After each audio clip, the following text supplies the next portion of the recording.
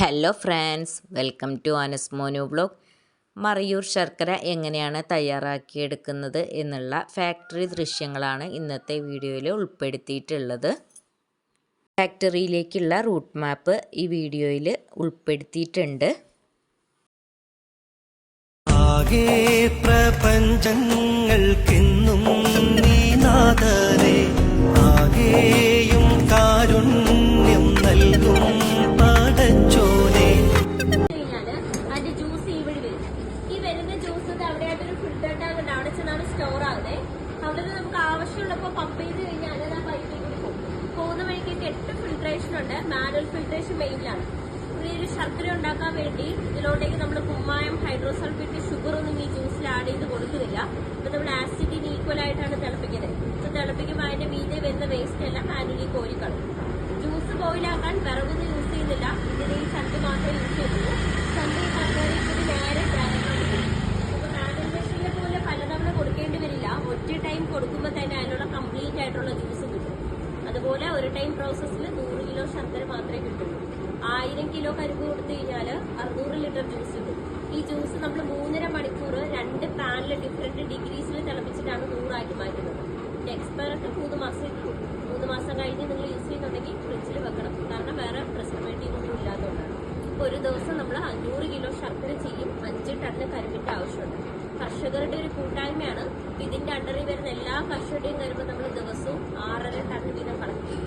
നാടൻ കരിമ്പ് മാത്രമേ യൂസ് ചെയ്യുന്നുള്ളൂ, വേറെ ഹൈബ്രിഡ് ഒന്നും യൂസ് ചെയ്യില്ല. താഴെ നമ്മുടെ ഫാമുണ്ട്, അവിടെയുള്ള കരിമ്പാണ് എടുക്കുന്നത്. പിന്നെ ബാലൻസ് ഒക്കെ ഇപ്പോഴാകുമ്പോഴത്തേക്ക് നമുക്ക് 500 കിലോ ഇതിൽ പോസിബിൾ അല്ല. കാരണം ഇതിലൊരു 4 3 പീസൊക്കെ ഇടാൻ പറ്റില്ല. നമ്മൾ കരിമ്പിന്റെ ജ്യൂസ് ഒക്കെ കിട്ടുന്ന സ്ഥലങ്ങളിൽ സെയിം സാധനമാണ്.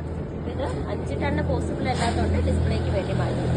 ബാലൻസ് ഇത് നമ്മൾ യൂസ് ചെയ്തുകൊണ്ടിരിക്കുന്ന അടുപ്പിന്റെ ഡെമോയാണ്. ഇപ്പൊ ഈ അടുപ്പിന്റെ പ്രത്യേകത എന്താണെന്ന് വെച്ച് കഴിഞ്ഞാല് സൈഡിൽ കൂടി ഒന്നും തീയോ പുകയോ അങ്ങനെയൊന്നും വരില്ല.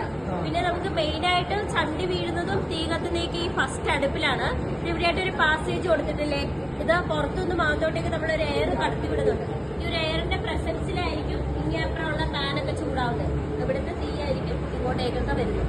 പിന്നെ ഈ പാനിന്റെ പ്രത്യേകത എന്താണെന്ന് വെച്ച് കഴിഞ്ഞാല് സൈഡ് വശങ്ങളൊന്നും ചൂടാവരുത്. അടിഭാഗം മാത്രമേ ചൂടാൻ പാടുള്ളൂ. എന്നാലേ നമുക്ക് ആ ഒരു കൺസിസ്റ്റൻസിയിൽ ശർക്കര എടുക്കാൻ പറ്റുള്ളൂ. അപ്പൊ അതിനുവേണ്ടി നമ്മളിവിടെ ചൂടാവാണ്ടിരിക്കാൻ ഇതിലുണ്ടാകുന്ന കൂടുതലായിട്ടുള്ള തീയും പുകയെല്ലാം അവിടെയായിട്ട് ഒരു ബ്ലോവർ കണക്ട് ചെയ്ത് ഈ ഡ്രയറിലോട്ട് കൊടുത്തേക്കുവാണ്. ചണ്ടി ഇതിലെ വരുന്ന ചണ്ടി ഉണങ്ങാൻ വേണ്ടി യൂസ് ചെയ്യുന്ന ഡ്രയറാണ്. ഉണങ്ങിയതിന് ശേഷമുള്ള ചണ്ടി നേരെ അവിടെ ഒരു കൺവെയറിൽ കൂടി അടുപ്പിലോട്ട് തന്നെ പോവാണ്. സീറോ വേസ്റ്റേജ് ആണ്. ഫുൾ ടൈം നമ്മൾ ഈ ചണ്ടിയാണ് യൂസ് ചെയ്യുന്നത്. പിന്നെ അതിന്റെ ആ ഇലയില്ലേ കരിമ്പിന്റെ, അത് മാത്രമേ യൂസ് ചെയ്യൂ. ടോട്ടൽ ഇവിടെ 3.5 മണിക്കൂർ പ്രോസസ് ആകുമ്പോൾ ഈ പാനിൽ നമുക്ക് നല്ല കുറുകിയിട്ട് കിട്ടും. 100 കിലോ അത് നമ്മൾ ഈ കാട്ടുമാവിന്റെ ശർക്കര തോണിയിൽ ഒഴിച്ചു കൊടുക്കും. ഇതിൽ വെച്ചിട്ടാണ് നല്ലപോലെ ഇളക്കി മുട്ട പിടിക്കുന്നത്. ആ ടൈമിൽ കറിയിലുള്ള കളറും ടേസ്റ്റും അടാവാണ്ടിരിക്കാൻ ഇത് യൂസ് ചെയ്യും. നമ്മൾ വേറെ സ്റ്റീലൊന്നും യൂസ് ചെയ്യാത്തതിന് കാരണമുണ്ട്. ഇവിടെ ആസിഡിന് ഈക്വലായിട്ട് തിളയ്ക്കുന്ന പാൽ ഇതിലോട്ട് ഒഴിക്കുമ്പോൾ കെമിക്കൽ റിയാക്ഷൻ വരും.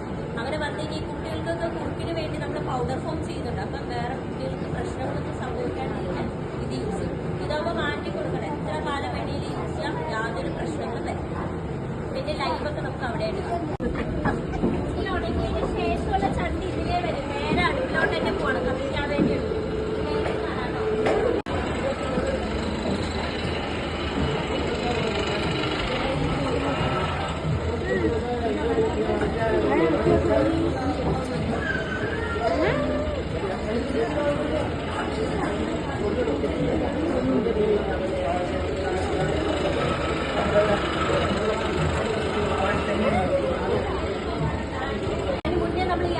പാനിലോട്ട് കൊടുക്കും.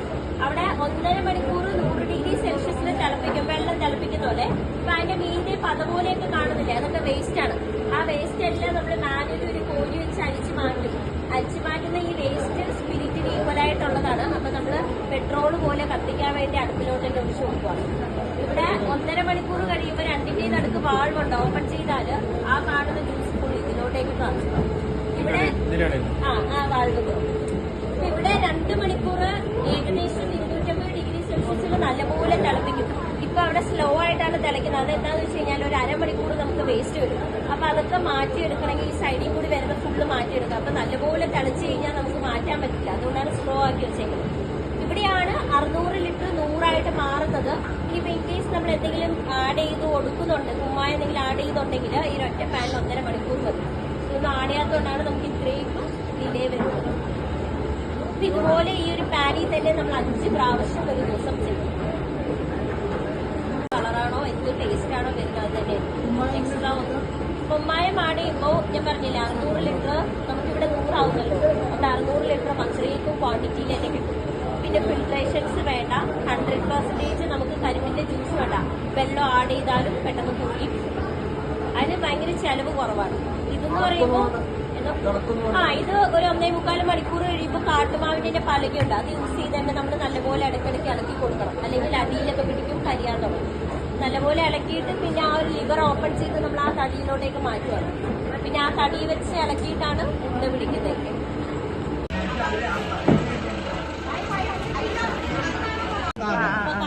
കാറ്റിന്റെ ഡയറക്ഷൻ നോക്കി വെച്ചേക്കുന്നുണ്ട്. കാട്ടുമാവിന്റെ ശർക്കരത്തോണിയാണ്. ഇതിന്റെ അടിയിലായിട്ട് വീല് ഫിറ്റ് ചെയ്തിട്ടുണ്ട്. അപ്പൊ അവിടെ പ്രോസസ്സ് കഴിയുമ്പോൾ ഇത് നമ്മൾ ഇങ്ങോട്ടേക്ക് നീക്കി വെക്കും. ഫൈനലായിട്ട് ഒരു ഫിൽറ്റർ കൂടി കൊടുക്കുന്നുണ്ട്. ആ കാണുന്ന അരിപ്പില്ലേ, അത് സെന്ററിൽ ഫിറ്റ് ചെയ്യും. പിന്നീട് ഈ ലിവർ ഓപ്പൺ ചെയ്ത് കഴിഞ്ഞാൽ പാല് ഫുൾ അരിച്ച് ഇതിലോട്ട് ഒന്ന് വീഴും. ഇവിടെ ഇവരിത് ഈ ഒരു കാട്ടുമാവിന്റെ പലക യൂസ് ചെയ്ത് തന്നെ നല്ലപോലെ ഇളക്കി ഈ ഒരു കൺസിസ്റ്റൻസി ആക്കും. എന്നിട്ട് ആ ഒരു ചൂടോടുകൂടി തന്നെ പിടിച്ചെടുക്കുന്നതാണ്. ചൂട് കയ്യിൽ വല്ലയത്തിന് കിട്ടാണ്ടിരിക്കാൻ വേണ്ടിയാണ് പച്ചവെള്ളത്തിൽ കൈ നനച്ചിട്ട് മുക്കിയെടുക്കുന്നത്. ഇനി വേറെ മോൾഡിംഗ് ഒന്നും കൊടുക്കാൻ പറ്റില്ല. ഞാൻ പറഞ്ഞില്ലേ, നമ്മൾ എന്തെങ്കിലും കെമിക്കൽ ആഡ് ചെയ്താൽ മാത്രമേ അത്രയും സ്റ്റെബിലിറ്റിയോടുകൂടി നിൽക്കുള്ളൂ. ഇതെന്ന് പറയുമ്പോൾ 2 ബോളെടുത്ത് പൊട്ടിച്ചു കഴിഞ്ഞാൽ പൊടിയും. അതിന്റെ അത്രയും ഹാർഡ്നെസ് ഇതിന് കിട്ടത്തില്ല. ഇത് പ്ലെയിൻ ആണ്. മറ്റൊരെണ്ണം ചുക്ക്, ജീരകം, ഏലക്ക, അതിന്റെ നമ്മൾ പൗഡറാക്കി വെച്ചിട്ടുണ്ട്.